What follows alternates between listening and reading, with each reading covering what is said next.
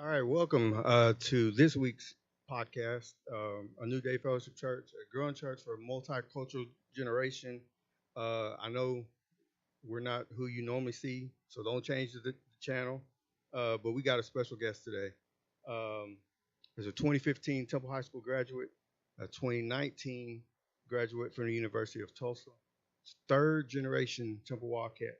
Um, that family runs deep. If you've heard the president name, throughout the many years of being associated with the Temple Wildcats, it is my honor to introduce the new head coach for the Temple Wildcats, head coach Chad President.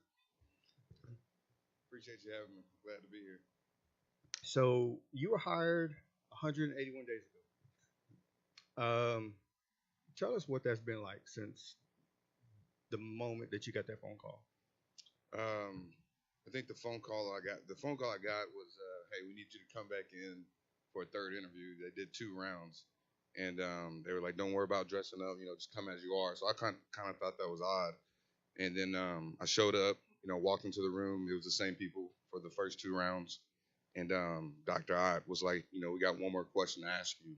And so my heart started pumping, and you know what I mean, got a little anxiety right then and there because it was kind of just a little different. And then he said, "Do you want to be the head coach of the Temple Wildcats?" And so it was kind of just an obvious answer. And then 181 days, when you put it that way, it doesn't even feel that way. You know what I mean? I feel like the summer has came and went, the spring has came and went. It feels like a lot less time, honestly, when you sit back and think about it. But I think it's just a lot of work, and not just for myself, but our staff as well. We've been putting a lot of time and hours and energy, not into just X's and O's, but into our kids. And so, the time is now. The time's coming. I mean, you look up, we start freshman Monday, and then JV and varsity start August 11th. So, the time has just came and went. So let's talk about some of the stuff that you've kind of brought back. You brought back the kids camp that had been missing for over 15 plus years. Um, Talk about how successful that was, how many kids that we had, and because we had people that were messaging us, the day of, can I bring my kid in? Um, I'll tell you the one thing that it did, because of course my grandson, Hmm. was there. He was 4 at the time, but to this day, when we go home, one of the things he learned was how to punt. Hmm. So he's always now trying to punt something inside the house. Right. So just talk a little bit about the success and the overall kids count. I think, like you said, bringing it back. I think everywhere I've been, starting out at Rockwall Heath, we had a kids camp. Then, unfortunately, 30 minutes up the road at Midway, we had a kids camp as well. And I say unfortunately because, Midway and Temple were in the same district. But, and so it blew my mind that, a historic program like Temple and so many kids in a one-town high school that, we didn't have a camp. And it's been years since we've had one. And I wanted to do it when I came in as an offense coordinator last year. Got told some things that I just really didn't believe in, and so that was kind of one of the first things that I started working on when I got the job was putting together the kids camp for K through 6 and then 7th through ninth grade, which we just finished up today. I think the importance of it is, like you said, I think getting kids to buy into football. Back in the day when I was growing up, we had a Pee Wee League, which we played at West Temple Park. Temple Falcons, Temple Cowboys, Temple Texans, all those teams growing up. And so, that's kind of been missing in our youth, just kind of a football league. But I think it's just very important to kind of get those kids started, jump started at least, and get them around coaches that, hopefully will be here when they get into high school as well. And so I think just putting the ball in their hands, trying to get them to go home and, live and breathe football, you know what I mean? And so, a lot of kids now, they're playing basketball, baseball, and all those sports are fine, with all the leagues we have around here. And so, I think that's just one of the main important things to me, was to kind of breathe that back and, give kids something to look forward to, in the fall on Friday nights, Thursday nights, if you want to come watch freshman or JV, or if they got older brothers that play in the middle school or play on the team. And so just trying to get them around, get them some exposure to the sport. And then like today, this week, 7th and ninth grade, that's all about establishing, what we believe in at the high school, expectations, X's and O's, stance, start, just the foundation of what we're doing because they're fixing to start football here in the next 2 weeks. The ninth grade start Monday. So it kind of gives everybody a jump start, what they can look forward to in high school. You mentioned the Temple Falcons. Um, that was an organization your dad ran way back in the day. Yeah, him, Mike Hannon really ran it. He was kind of starting it. He was running it at the time. He called my dad, I think when I was about 7 years old, turning 7, and asked my dad to come coach with him. And my dad really didn't want to do it. You know what I mean? He kind of was like, I don't know. But my dad, he kind of did it, for me and my siblings. And then I think that first year when my dad did it, he realized how much he truly loved it and like, giving back to kids and because he played for the Temple Falcons for Mike, and so did my uncles, and so it kind of sparked something within him to give back to the community, get kids, that foundation of what football is and what it can lead you to become, not just a professional athlete, but just as a young man. And so he took that and ran with it. I think for almost 12 to 15 years, I want to say. I could be wrong, but he did it for a very long time. And I think as a young kid as well, that kind of sparked something within me that, I wanted to start coaching. I wanted to look at coaching one day, no matter what it was. Could have been Pee Wee football or coaching at Ralph Wilson or whatever the case may be. So that's kind of where, that fire in me to want to be a coach kind of started. So when I was growing up, of course, my parents, they're over here somewhere, they wouldn't allow me to play Pee Wee football. My mom was worried that I was going to get hurt, but all my friends played for the Temple Falcons. And they would come to school, in elementary, middle school, and they would have that towel hanging from their waist, and it had the Falcons logo. The first time I remember seeing you were the quarterback for the Falcons. I had ran into your dad, and of course, Aaron was on the Temple Wildcats, I think. But this would have been 2005. Yeah. Mm-hmm. Because Jeff Carr was on. He was on the Temple Longhorns. On the Temple Wildcats. Yeah, the Wildcats at first. Yeah. Mm-hmm. And so that's when I first got to see you, and I've known who your dad is, because I remember watching him play for the Temple Wildcats. Mm-hmm. And then as we've gotten older, now I umpire with him all the time, and I absolutely love your dad. He, when we umpire together, we're gonna have fun. But when you were away at Tulsa, when we umpire, I'd always ask about you. Hey, how's Chad doing? How's things going? And so he would always, report back. So I've always kept in touch, and I've always followed your career. But from 2005 to now, see, everything that you've gone through. I don't know if you know this, but in 2011, you were the first freshman to play on varsity for Temple High School. I don't know if you knew that or not. I mean, I never knew the true history behind it. I knew I was one of the most recent ones. I never knew if it was, I've sat down with Coach McQueen a couple of times. I never really asked him because I don't like really talking about myself. But no, I never knew that. And, just to hear that, I mean, it's just, God's good. I was very blessed, as an athlete. And, Coach Spradlin and all those coaches that coached me kind of saw something in me and, truly believed in me. So, but that's a fun, interesting fact. I didn't know that. So 2011, and you were the first one. Yeah. The first freshman to ever suit up and play during the varsity season. Wow. I remember I was sitting at home because I think varsity played on a Thursday that week because it was at one of the Killeen schools. Okay. And so it was it's kind of a Friday morning. I got the phone call from Coach Gilbert, who was the quarterback coach at the time. And he said, hey, Saturday, because we practiced early that week. He said, Saturday, can you get up here? We're looking at putting you on varsity.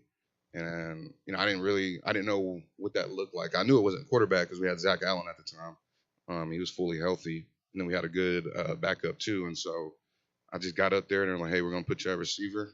We need some help there, whatever the case may be. So, I didn't ask any questions. I went to the freshman locker room. I was the only guy in the locker room at that time. I was just excited for the opportunity and just kind of went out there and, just did what the coaches asked me to do. And, I think that's hard for some kids these days, because I've developed that relationship with those coaches, but also trusted those coaches. Having my dad and my mom, my stepmom kind of in my corner to always tell you, hey, trust your coaches, they got your best interests, and things of that nature.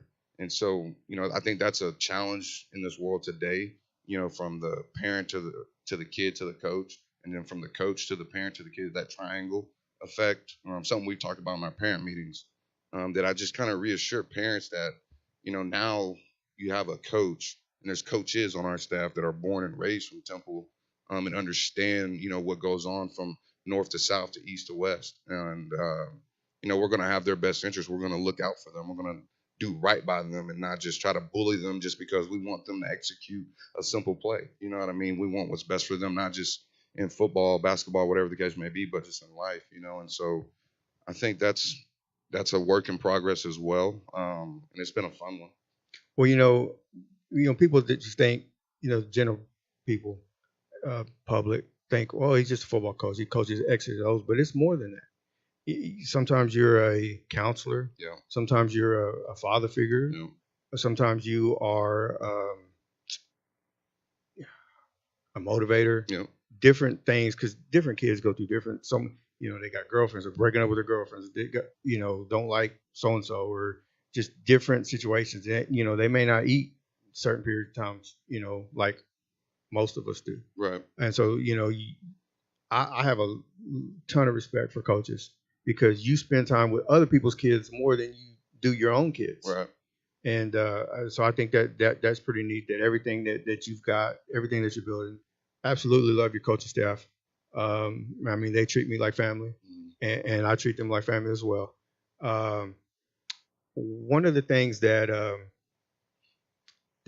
Dr. Odd had mentioned, I guess I can say this now since you're here, but he said, when we were going through the change, that he was bringing in an OC and he's bringing in a DC.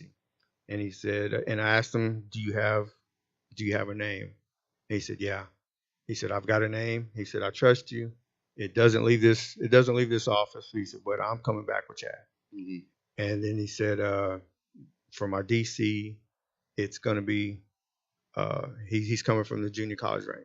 Mm-hmm. Or not junior college, but he's coached in the junior college ranks. He's currently at Sam Houston State. He didn't give me the name, but I started looking who could come.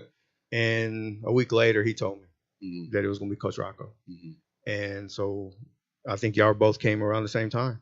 Yeah. I came a little earlier, and then Rocco came towards the end of January. So, yeah, about the same amount of time, if you take out Christmas break, of working. But, I was, I was at Midway, and we started that season rough at Midway. We went 0-4.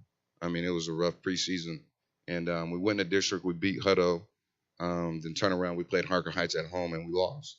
And so you're kind of looking like, you start losing a little bit of confidence, not just in like yourself as a coach, but it's kind of like, how are we going to motivate these kids? What can we do?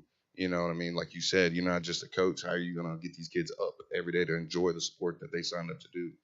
And then we went on we had a head coaching change there. Stuff happens or whatever the case may be. Our AD came out and said, our interim head coach, is Coach Martinez, who was the assistant head coach anyway. And so we kind of picked up, and then unfortunately we played Temple that week, a homecoming game, which, when I was at Rockwall Heath, we played Temple in the playoffs in the second round, and I take those games personally. Now I take that game against Midway personal. Right. You know what I mean? Not in a malice type of way or a hateful way. It's just, been there. You know what I mean? You want to have a little bragging rights, whatever the case may be. And we kind of went on a run. And then we ended the season. We played Waxahachie, lost by 2 points. And so we were trying to figure out, is the, interim head coach at the time going to get the job? Because if he'd have got the job, I was looking at Stan just because I liked him. We had a good relationship. He kind of took me under his wing when I got to Midway, showed me the ropes and parents and stuff like that. And so then the whole situation just was a little fishy. You know what I mean?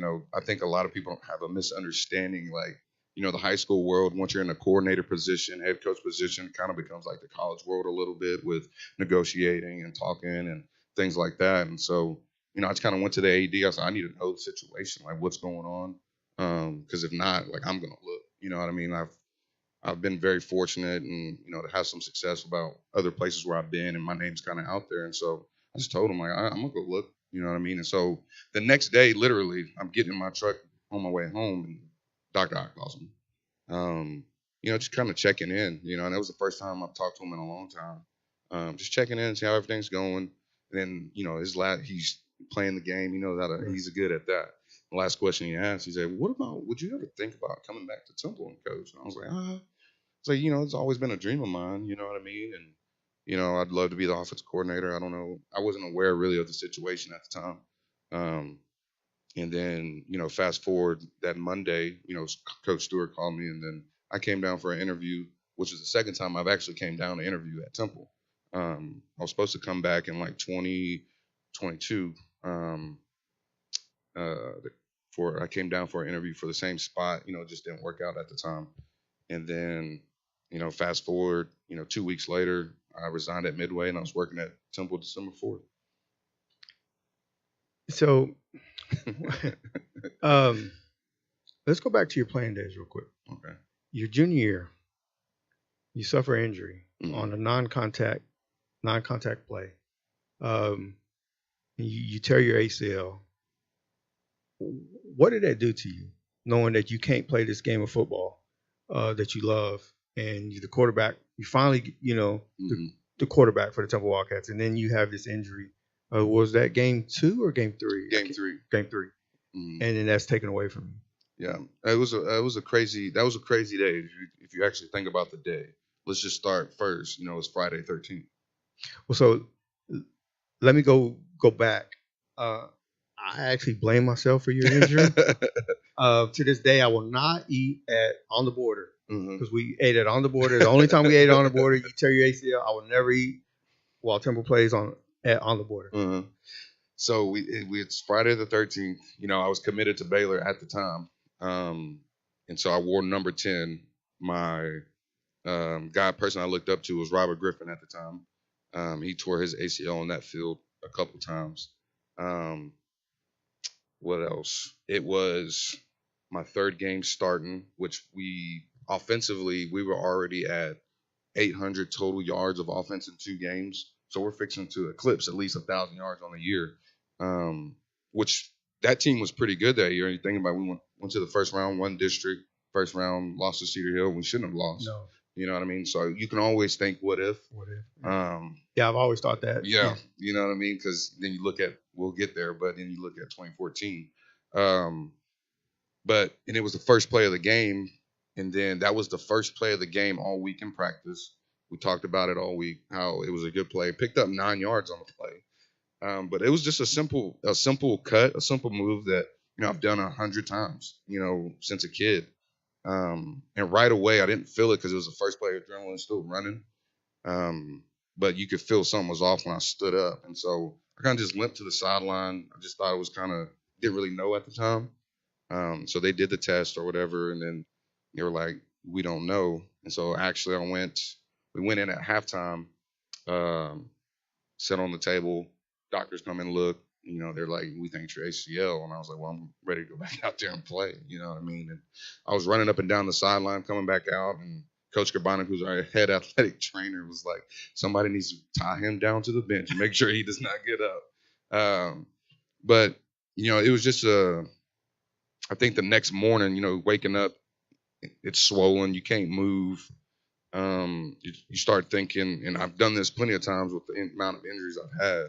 You start asking why, and, you really don't understand because, like you said, non-contact, a move I've done 100 times. You start asking why, and you just don't really understand, especially as a 17, 16-year-old kid. But I knew one thing for sure, like it wasn't going to hold me back from being the leader that I was.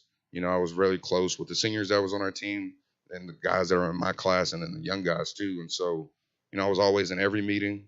Every practice, I would go rehab with Coach Skrabonic, and then I would go to practice. Even that year, I was supposed to play basketball that year. I started out going to basketball practice after football season ended. Running, doing drills, being around that basketball team. And then once it got to a certain point where I already knew I was graduating early to go off to college. and I wasn't going to play football my senior or basketball my senior year. And so I think after the Christmas break, I was full go on, just straight rehab, not really trying to be with the basketball team. And it was nothing, you know, bad about that. They understood. And I think it was Coach Garcia at the time, he understood. And so I think that transition of asking why until just like understanding why and just doing what you got to do, was a big jump for me. I've heard Coach Sprouting talk, when that injury happened, that you just, like you said, you were engaged. You had the headset on. You were communicating with the Mhm. coaching staff, the players. And he said, I think that's where he saw where this is what I'm going to do eventually. Um, so you have the rehab process. We go into 2014. Uh, of course, we know what 2014 was a birth in the state championship game. Um, that first game back, were there any nerves of will this happen again? Because sometimes when we get hurt, we always think if a major injury like that, you always hear NFL players like, I'm nervous about going back out there and getting that contact because what if it happens again? Did that ever cross your mind? No, I think after because we scrimmaged the week before, and I think it hit me more then because it's a scrimmage. It's kind of like the quarterbacks don't get hit in the scrimmage anyway. So if I do scramble or I run and it's a non-contact thing, I was trying to be safe about it. Like I was thinking about it, and I really didn't have a really good scrimmage. You know what I mean? I really didn't. And so kind of went through practice the next week, getting ready for the first game. Everything was good. I think being because it was a home game too, and I think just coming out of the tunnel and feeling all the energy and knowing it's my last first home game, um, and I really didn't think about it. I think after that first play when you really get hit or something like that, all those jitters go away. Um, but no, I didn't really think about it. I tried to take care of myself a lot more. I was getting extra treatment, whether it was swollen or not or whatever. So I was really started focusing on my body. Like my dad would make sure my stepmom made salads at home and stuff like that. We stopped drinking Kool-Aid, you know what I mean, and stuff. And so, just started honing in on that a little bit more, and I felt really good about it. So 2014, and I did some research. So I'm gonna throw out a number at you. Um,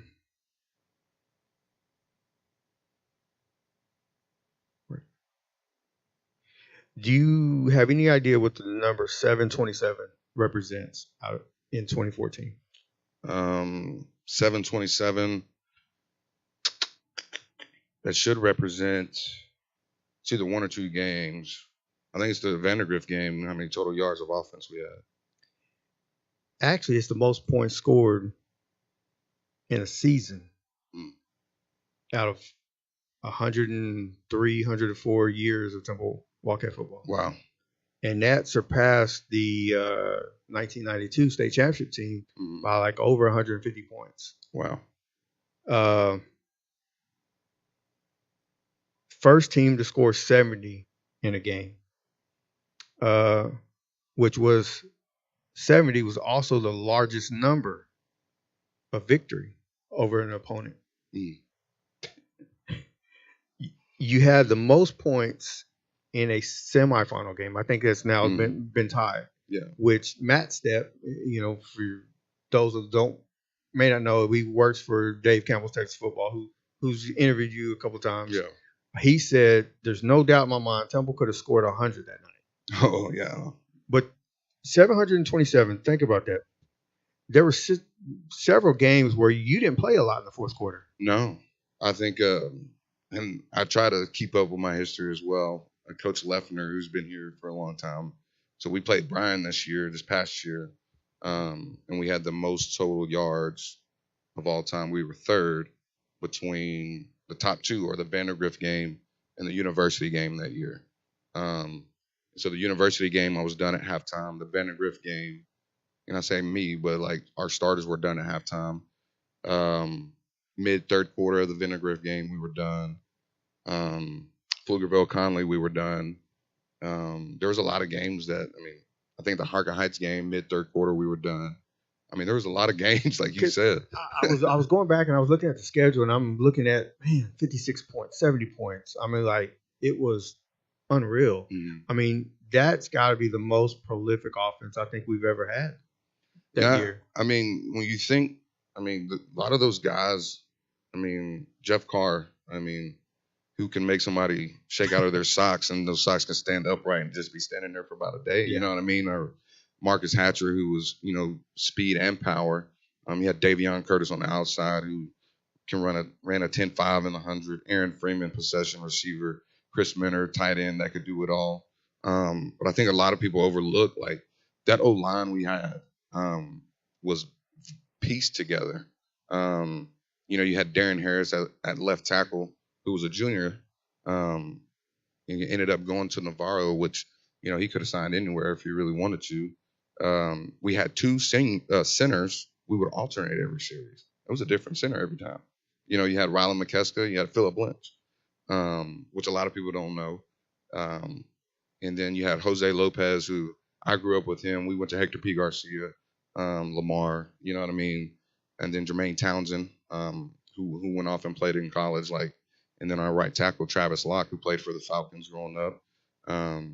If you go back and watch those tapes, they weren't always the biggest, the strongest, the fastest, but they were the meanest. We talked about being nasty and being physical and things of that nature. And you talk about just moving people off the line, finishing people, and just creating just a little bit of space. And I really appreciate them too because they didn't like me getting sacked. And I pride myself on not getting sacked a lot because I could run a little bit, but it was kind of like a secret service a little bit. You know what I mean, protecting the president. But I mean, you look at that whole side of that offense, man. We for the most part grew up together, some way, form, or fashion. Just always had a connection, and it just shows that that's important as well. A connection with people that you're going to be playing with, or people that going to have your back when times get rough. I think a lot of things, a lot of people forget that defense that we had too was a young defense mixed in with sophomores, juniors, and a couple seniors that played the year before. I think all around it was just a very talented team. That the run that you had in the playoffs. Um, what do you remember about that run? Well, there's a lot of things. I think the game's a game. I tell people all the time, like the game's a game. But I think the thing I remember the most was the community pep rallies. The practices were fun. I mean, talk about practicing on the turf. We're getting ready to go down and play Ain't Consolidated, and that cold front comes in. Yes. And so I'm looking at how cold it is, and I go tell Coach Sprouling and Coach McGehee, our quarterback coach at the time, like, hey, this game it looks like it's gonna be 30 degrees. I'm practicing. I'm gonna play with a glove on my hand, like Teddy Bridgewater. You know what I mean? And so I went out there all week, practiced with a glove in my hand. We get down to the game.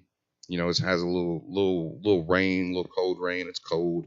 We got thermals on. I remember things of that. I remember going to Bryan to play Stratford. There was we stopped.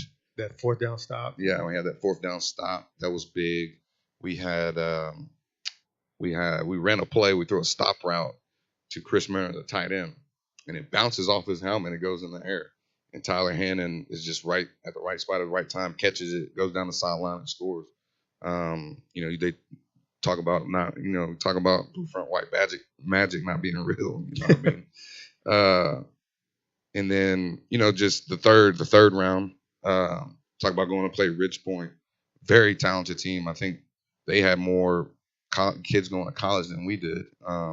They had a kid going to Texas. They had a kid going to Virginia at the time, Lamar University. They were loaded. That's where Coach Sniffen was from. Coach Sniffen's the head coach at Belton now. Right.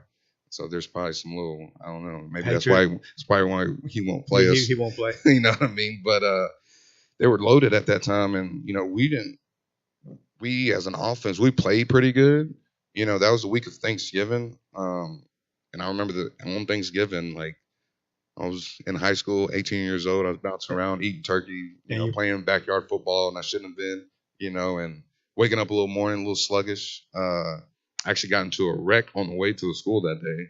I didn't hit nobody. I was at the stoplight. Somebody hit me, And come to find out, that girl was in the band going to the same place I was going. I was going to the school. Um, but I remember things like that. The who do we play? Oh, George Ranch, who was very talented as well. I remember my brother Ashton Logan. It's like the second series of the game on defense, and he comes down and smokes the quarterback. And unfortunately, that quarterback got hurt. He was pretty good, but it was just such a great hit, a good hit. I remember that. I remember that game being big, and Greg Tepper, who works for Dave Campbell's as well, picked George Ranch to beat us.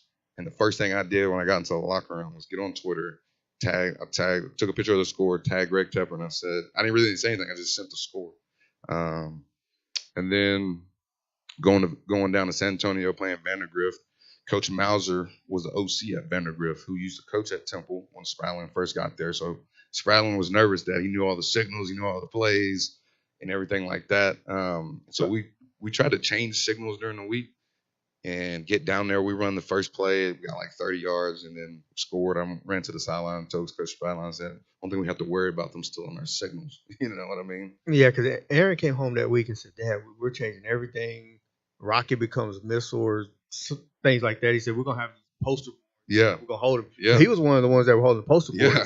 And he's like, we're doing everything we can to throw them off because he's like, the terminology's the same. Yeah. The crowds, though. Yeah, man. I think the best crowd, I mean, everybody, there's that picture, when we played George Ranch that we just took up that home side. Yeah. Which I think after that game, and every playoff game, I kind of always, we had that fan stand thing and people were dancing in the middle. It was great. I was already thinking about next week, in a way of, just here we go again, what I mean, excited, but taking in and looking at the crowd, looking at parents' reactions, fans' reactions, cheerleaders, band, coaches' wives, everybody just kind of associating, just taking that in and like want to give that feeling again. You know what I mean? And it was crazy just walking out the Vandergrift game as well. We had a whiteout game, and you're talking about just one whole side just being white. And then the state game, we had the early morning game. We played at 12:30. And so not a lot of people were there yet. So we go in, we come out, and then coming out of the tunnel, just looking. I mean, you talk about Temple being shut down. You know what I mean? It's you always that. Yeah, and you hear things about that though. I think that's the thing too. Is like, you watch these TV shows and movies and like Friday Night Lights and football movies like that, and like how literally the town shuts down, small towns. Right. But then you talk about, Temple and then like going to state, how, that's such a huge thing. It's a big thing. And how it's been done twice. And, Temple's gone to state multiple times or made it to the semifinals multiple times. And, how everybody just gathers around that and goes to that and watches that. I was talking to my dad not too long ago about, the 1992 state championship game. And, he graduated at the time and was gone. But he was, there was no doubt that he was not missing it. My uncle played, but, just bringing everybody together like that. And, I think that's the big thing too, that we're trying to focus on. You win, they show up, I understand that. That's right. Anywhere. But I think, no matter what, win, lose, or draw, indifferent, support your town, support everything that has to do with this, because, that's what a true fan is at the end of the day. Right. Fans have their opinions, and that's fine.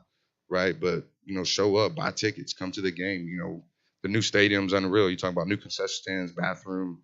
We have that new facility with our locker rooms.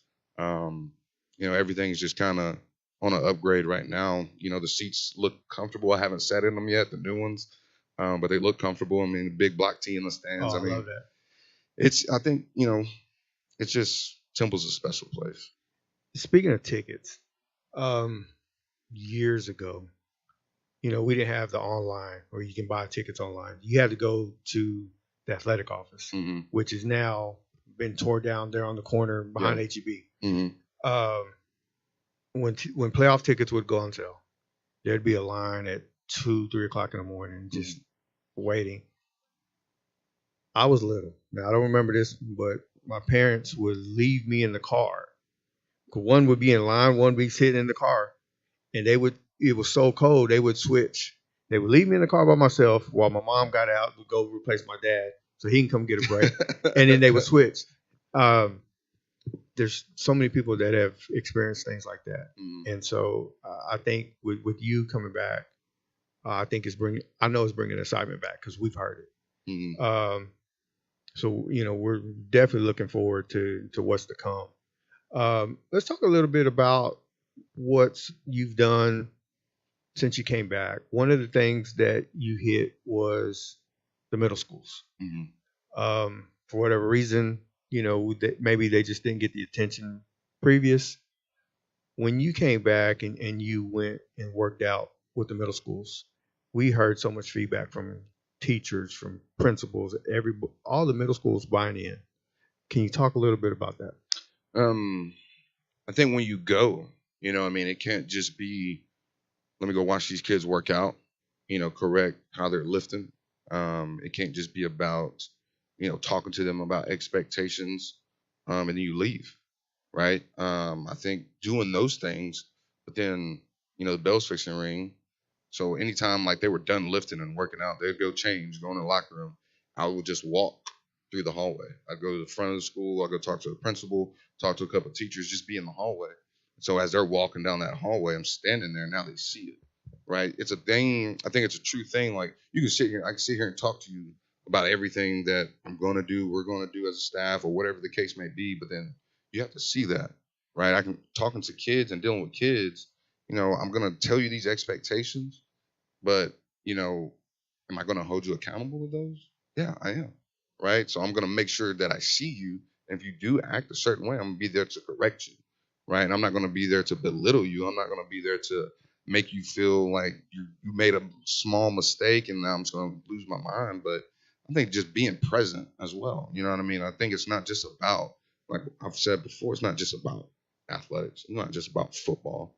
I care how you walk yourself to class. I care how you greet your teacher when you walk into that door.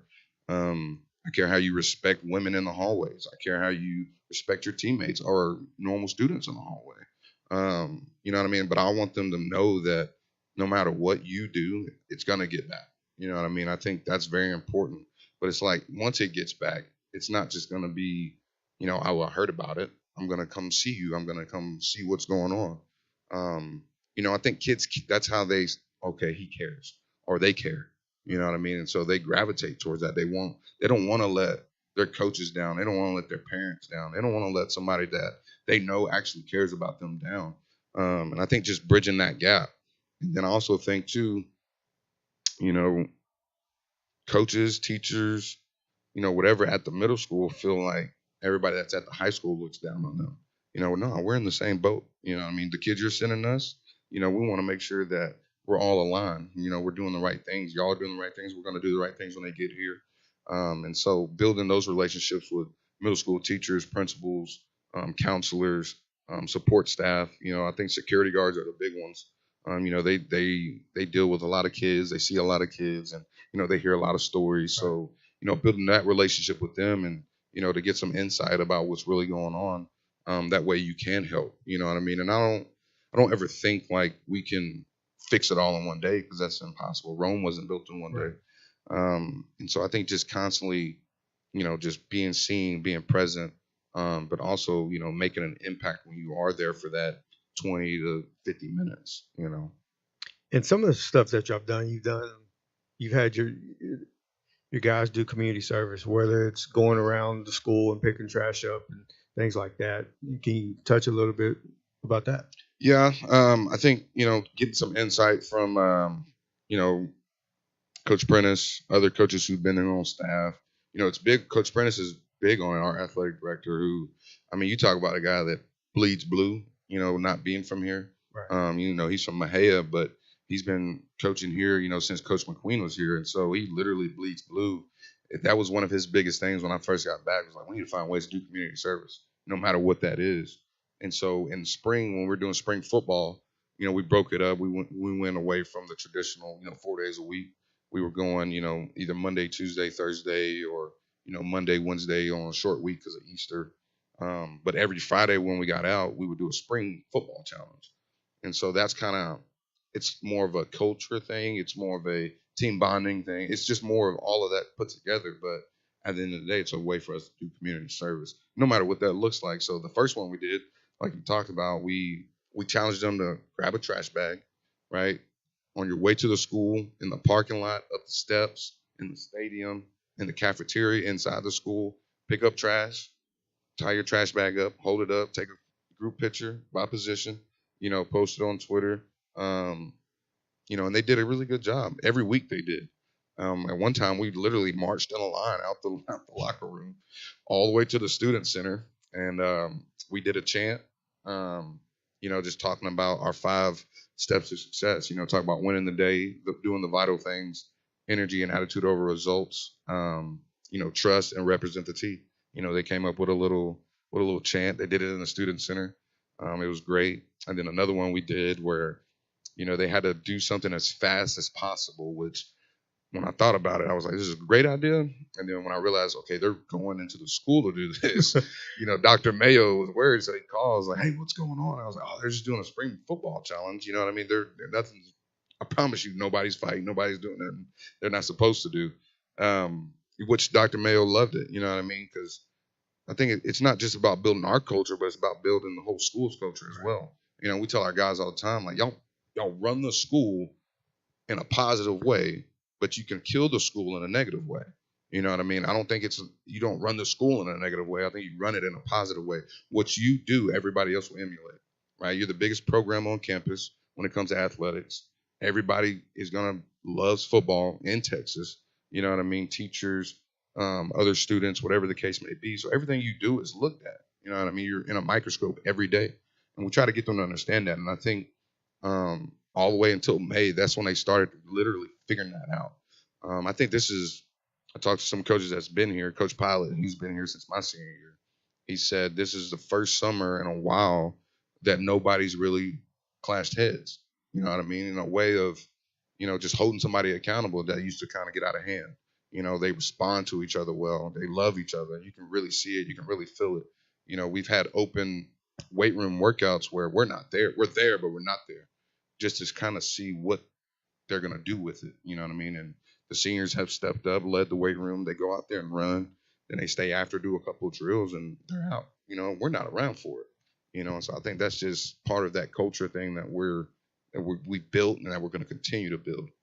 One of the coolest things that I've seen that you did this spring was the tailgate before basketball games, and I think that impacted too the students, which predominantly are football players in the stands. The I can't think what team it was, but it came down to the very end. Midway. Okay. That was a rowdy bunch in a positive way. Yeah. And there's a shot from the Duncanville game. I've never heard Wildcat Gym that loud before. There was a shot, and it was on Twitter. I know I saw because I see Leslie on the first row. They're standing and they're just chanting, they're yelling, and it causes a turnover from Duncanville, and just it went crazy. Talk a little bit about that, because once you support the other groups, it's going to come back to you. Yeah, I think there's that stereotypical thing that everybody's just worried about football, nobody cares about other sports, which is not, I don't think it's true. I don't really believe in it. And so at Rockwall Heath, we did it for our baseball team. Our baseball team, they were pretty good. I think they won state in 2020 COVID year or whatever, but we did a tailgate, there. So that's kind of where I got that idea, being under Spradlin. And so I was like, we just got back from Christmas break. We need to kind of break things up, like of the grind, and do some fun stuff. And so we had our TAC building, and there's a lot of projectors, TVs in there. And then we had a grill. And so I was just thinking, like, we should just do a tailgate for a basketball game, cook out, make some hot dogs, something small. They can bring their Xbox, PlayStation, hook up. Then we can just go to the basketball game after. It was on a Friday. And so it just made sense. Coaches pitched in. They did their part. Everybody did their part. Kids, parents donated some cookies and fruits and stuff like that. And, it turned out to be a really good thing.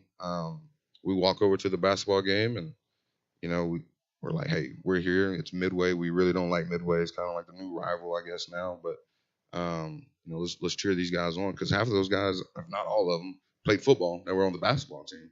And so we did that. And then it just kind of carried over all spring, really. It carried over to, men's basketball, girls basketball.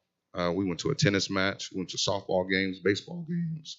I wish we'd have hosted a track meet. I could imagine what that would look like, but we will this year. We're actually hosting district. I don't know if I can say that. I hope Coach Brown's don't get mad, but we're hosting the district track meet this year. But I think it's just big. It's very important to be seen, kind of like what I was talking about with the middle school. Just and not for coaches. We could show up and that's fine. It's kind of good for us to do that as well. But I think our kids, seeing other, classmates that they go to school with compete, and so they can, that we want them to show up. But, then next day in the hallway, that's what they're going to be talking about. Hey, remember your game last night? You did a good job. Or, hey, make sure you come check us out. And it just builds that community, that everybody speaks of, but nobody really wants to do the work to build it. Right. And so that's kind of, what we've focused on to this point. And like I said, just continuing to find different ways to spark that. One of the ideas that you had this spring was the community day. Back during spring practice. We had people literally sending us messages from one was Delaware, one was California, one was Wyoming. Said, man, I wish I would have known a little bit sooner because this sounds like an awesome time. Like I hope it's back next year. Yeah. You got another one coming up in a few weeks. Tell us the importance of that. I think it's important for number one, our kids. I think sometimes they don't realize, how big they are to a community, about what you do. I think with this new kind of generation and wave of kids, it's all about getting recruited, right? Or just getting pictures and videos to post on Instagram for some likes and attention. You know what I mean? And I don't think they actually truly realize the impact that they have on a community. And so to get them to understand that, people care, they're going to come. They're going to come watch you. They're going to come see you. And then they're going to watch how you act.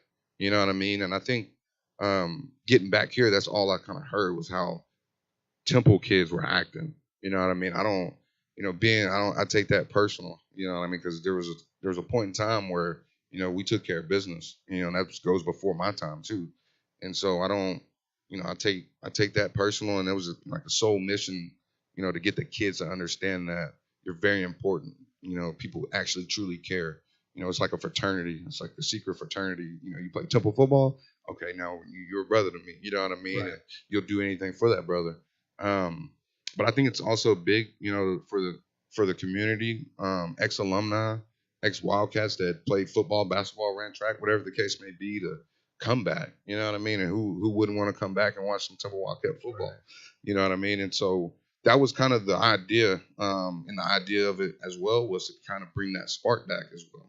And so, just hearing good conversations, talking about the good old days, or looking forward to this, talking about planning things for the future, like you're talking about, and so I think that's kind of what it is. It sparks that excitement. It sparks ideas. It sparks, maybe people wanting to move back to Temple because they ain't been in Temple for years, and they see how much it's grown.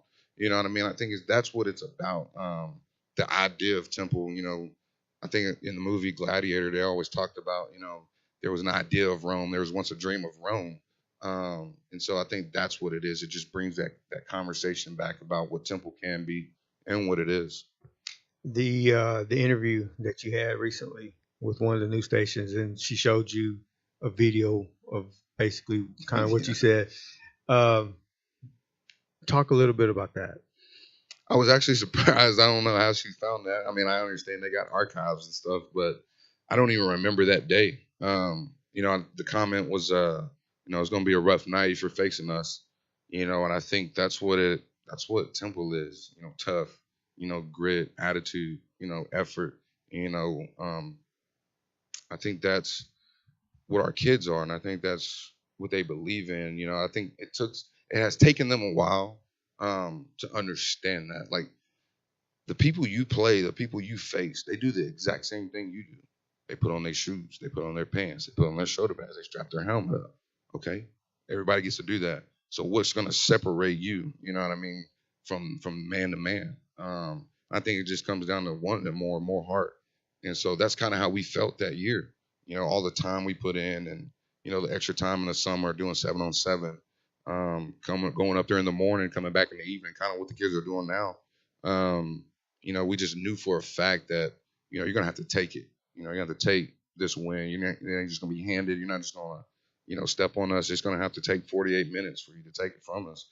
And what's ironic, should I say? I don't like to say what's funny, but what's ironic. I was watching Rocky IV the other night, and it got me fired up for football. You know what I mean? And the comment was, Rocky and Adrian were going back and forth, and she was like, "Well, why do you have to leave?" And he was like, "I got to go to Russia. And I got to go to Russia because when I train, there's not nothing else I want to think about other than him." You know what I mean? That was so eye opening because you're talking about leaving your country, going to another country where you're not welcome. It's cold. You know what I mean? You watch the movie. It's cold. You don't know what you're going to be eating. You don't know nothing about it, but you're just going there to train because you want to win so bad. And then they kind of go through their conversation, and then she screams like, "You can't win." You know what I mean? Like, you won't win. You can't win. And then his response, I can't quote it word for word, but just the idea of, he's going to have to stand in front of me and be willing to die himself. I think that's just like that just got me up. I was ready to play. You know what I mean? I don't know if these knees can hold up, but you know what I mean? I think, and I think kids are, I never really recognized the quotes, in Rocky. I'm going to go back and watch all of them, but you just ready for the boxing scene. Right. And so, when he said that, he's going to be out there willing to die himself. And he was like, I don't know if he really wants to do that. You know what I mean? That's just straight confidence, and that's just straight heart. Like, he's going to have to take it, and so, I plan on telling the kids that one day, or maybe showing that clip. But, I think the more you speak like that to yourself internally when nobody else is around, the better off you'll be, just as a human being. So that quote that you had, and because I know Sprouting said it on the run, when you play Temple, you play all of us. Mm-hmm. Of course, I'm a big Wildcat fan. I only wear two colors. It's blue and burnt orange. And literally, I wear Temple. My wife's like, "You need to change. Can you please not wear something when we go out to eat?" I'm like, "This is just who I am." Yeah. And I'll wear it in airports. I'll wear it everywhere. And a lot of people mistake the T for Texas Rangers. Yes. So I'll be in New York, and I've flown to New York, and oh, you're a Ranger fan. Well, yes, but that's not what this is. Right.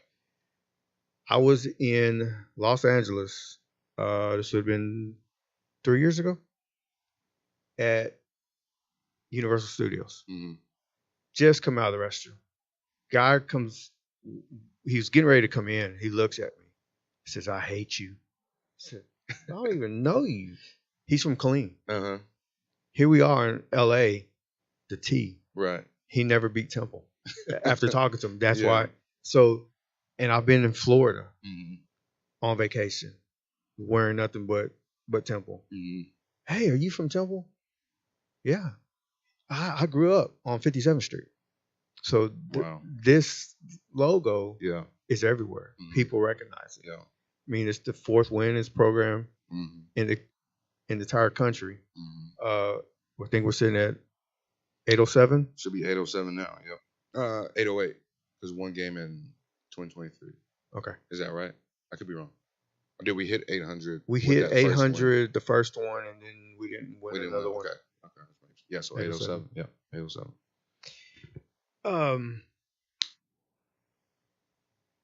Oh yeah. I've gone to.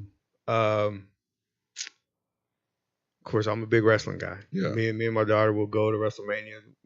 We've been to Orlando, New York, L.A., Santa Clara, which is where the 49ers play, and I carry that temple flag with me. We're gonna take a picture, and because when you go to these wrestling events, people come from all other Yeah. countries, and they'll bring their flag. I said, well, I'm from a country too. It's Yeah. Wildcat country, and so we always got to take a picture, no matter where we go. Mhm. Uh, one of the things you mentioned that you had interviewed twice, and one time it just didn't happen. Yeah. Um, there's a Bible verse, it's Isaiah 60:22. So when the time is right, I, the Lord, will make it happen. Mhm.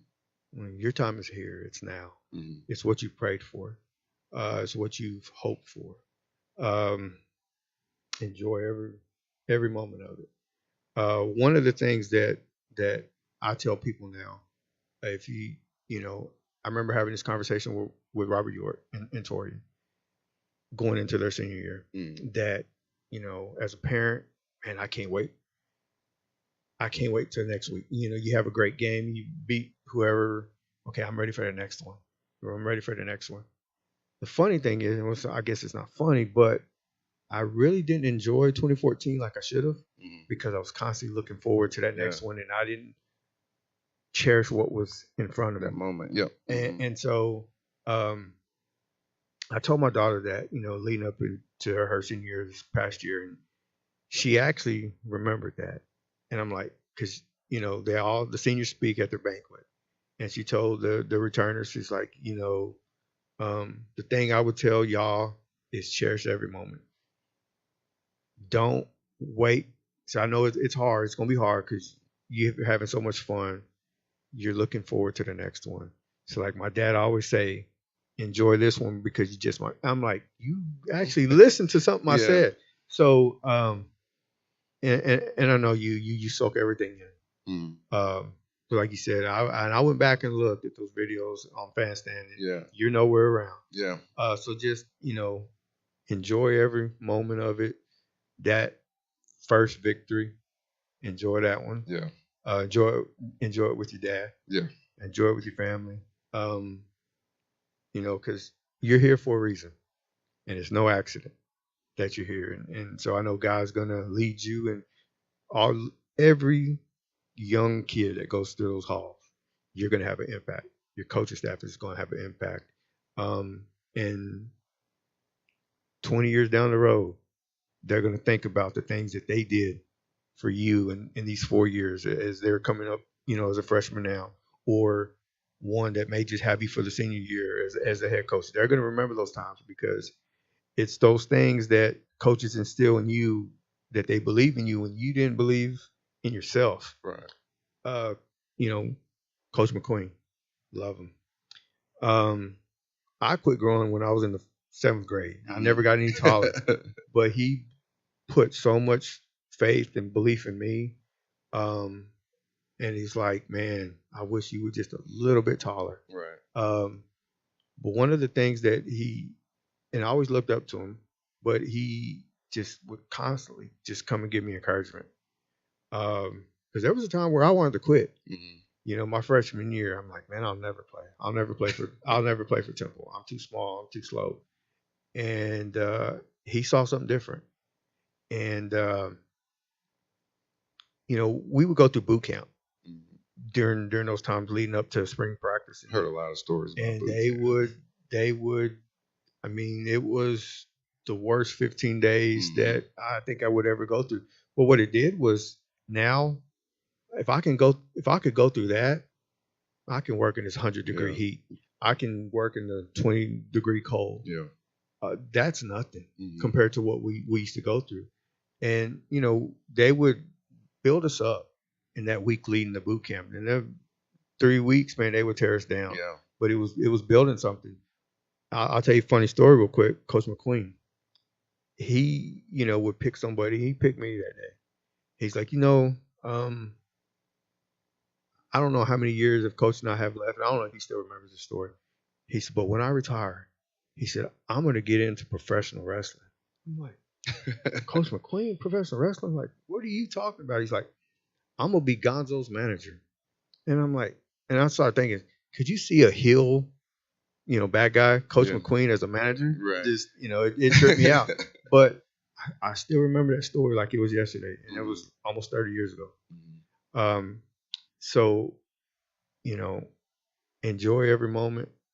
Um, I can't wait to see what August 30th looks like, or 29. 29. Yeah. I'm thinking Texas. I can't wait to see what that looks like August 30th Yeah, too. that's what They was should be crazy. pretty good this year. But there's so many people that got your back and ready to support. Um, so best of luck this year. Appreciate it. May God bless you, your family, every kid that walks through that school. I don't have much else. Is there anything you want to finish off with? No, I appreciate it. I just know, like when you said 181 days, it just kind of puts things into perspective a little bit. And, I think a lot of things too, like about our coaching staff. I'm very blessed. I'm very thankful. For the most part, everybody's below 30 except for maybe 6 guys. Pretty young. And so it's an energetic staff. They show up early, stay late. Which a lot of coaches in general just don't do. I'm very thankful for them. I'm thankful for Coach Prentice, our athletic director. I'm thankful for Dr. Ott. There's a lot of things I'm thankful for, but I try not to always do an interview or a podcast. This is my first podcast, by the way. This is awesome. I just want to say y'all are the first podcast I've ever done. And I try not to leave those people out, you know what I mean? Because I think a lot of coaches or a lot of athletes in general, they forget about their team, their circle. You know what I mean?